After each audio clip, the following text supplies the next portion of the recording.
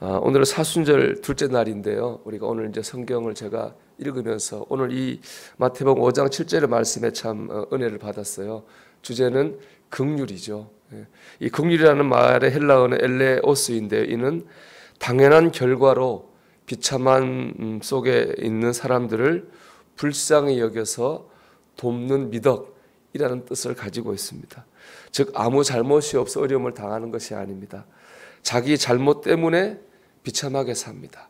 근데 그 사람을 이거 당연하다 이렇게 여기지 않고 오히려 불쌍하게 여겨서 돕는 것을 긍휼이라고 말하는 거죠.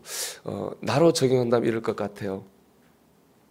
충분히 화낼 만한 상황인데 참는 겁니다. 참 이해하기 힘들 상황이지만 그럴 수도 있지라고 하며 이해하는 겁니다. 그것이 긍휼이라는 거죠. 긍휼을 잘 설명한 이야기가 유대인 탈무드에 나오는데요. 어떤 아버지가 아들한테 옆집에 가서 낫을 좀 빌려오라 그랬어요. 아들이 갔더니 분명히 낫이 있는데 안 빌려주는 거예요. 그래서 아버지한테 가서 낫이 있는데도 안 빌려주던데요 라고 얘기했습니다. 며칠 뒤에 옆집에서 낫을 빌리러 왔어요. 아버지가 낫을 빌려주려고 하는 거예요. 준 거예요. 아들이 아버지한테 화를 냈어요. 아버지, 저 사람은 안 빌려줬는데 왜 우리는 빌려줍니까? 라고 얘기해요. 그러니까 아버지가 이렇게 얘기합니다. 저 집에서 빌려주지 않았기 때문에 나도 빌려주지 않는다면 그것은 복수다. 당신 안 빌려줬지만 난 빌려줄 거야 라고 빌려주면 그건 증오다. 그러나 다 지난 거다 잊어먹고 옆집 사람이 필요하니까 빌려줘 라고 하는 것은 긍휼이다. 그렇게 말했다고 그래요. 여러분, 우리가 긍휼한 마음을 가지기 원합니다. 이 사순절에 가져야 될 마음인 것 같아요. 나를 위해 주님이 주고 돌아가신 걸 기억하는 이 주간에 우리 안에 긍휼의 마음이 있기를 주의 이름으로 축원합니다. 이런 긍휼의 마음을 가지기 위해서는요, 내가 이미 긍휼의 은혜를 받았다고 하는 것을 기억해야 됩니다. 우리가 하나님의 성품을 표현한 두 가지 단어가 있죠. 은혜와 긍휼입니다. 그래서 우리가 이런 말 하잖아요. 은혜와 긍휼이 풍성하신 하나님, 그 말 하지 않습니까? 은혜라고 하는 것은 뭐냐면은 받을 자격 없는 사람에게 주시는 사랑입니다. 긍휼은 좀 다르죠. 마땅히 받아야 되는데 받아야 될 것을 주시지 않는 사랑이 긍휼입니다. 우린 죄인입니다. 죄인은 벌을 받아야 돼요. 그런데 하나님께서 우리에게 벌 주시지 않아요. 긍휼이죠. 대신에 뭘 주시죠? 용서를 주셨어요. 우리 지옥에 가야 되는 거예요. 지옥에 가지 않게 하셨어요. 긍휼이에요. 근데 천국으로 인도하셨어요. 은혜죠. 저는 우리는 하나님의 은혜와 긍휼로 구원을 받았고 천국 백성이 됐습니다. 근데 여러분, 사람을 보기 전에 우리를 구원하신 은혜와 긍휼이 풍성하신 하나님을 바라보십시오. 그럴 때 우리 마음에 우리가 긍휼을 품고 살아가게 될 줄로 믿습니다. 두 번째, 상대방의 입장에 서야 됩니다. 남편의 긍휼은 어디 있겠어요? 우리 아내가 참 가정을 돌보고 자녀 키우느라 고생 많이 하지. 그 마음 가질 때 남편의 긍휼이 생기는 거예요. 아내의 긍휼도 마찬가지죠. 우리 남편이 참 애쓰지. 그런 마음 생길 때 아내의 긍휼이 생기는 거예요. 부모의 긍휼이 언제 생길까요? 내가 그때 생각하면 돼요. 애들 공부 안 한다고 말 안 듣는다고 하지만 생각해보면 나도 그때 그랬던 것 같아. 공부하기 싫고 말 안 듣고. 맞아, 그땐 그렇지. 그런 부모의 긍휼이 생기는 거죠.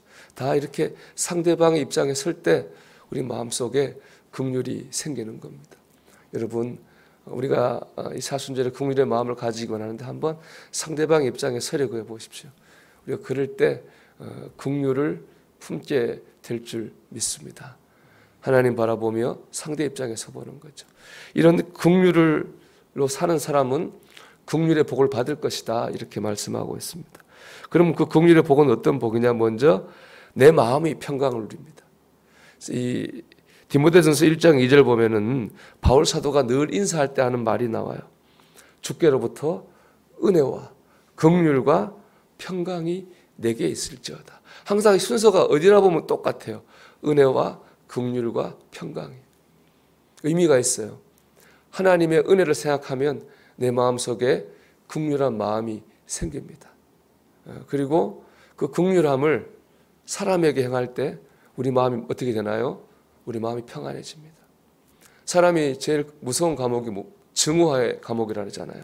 우리가 그 증오의 감옥에 갇히면은 괴롭잖아요. 우리가 누군가를 미워하다 하려고 하면 먼저 내가 그 미움을 품어야 되니까 내 속이 썩는 거죠. 평강이 없는 겁니다. 그러나 우리가 긍휼한 마음을 가지려고 할 때 먼저 우리 마음이 평강해질 줄로 믿습니다.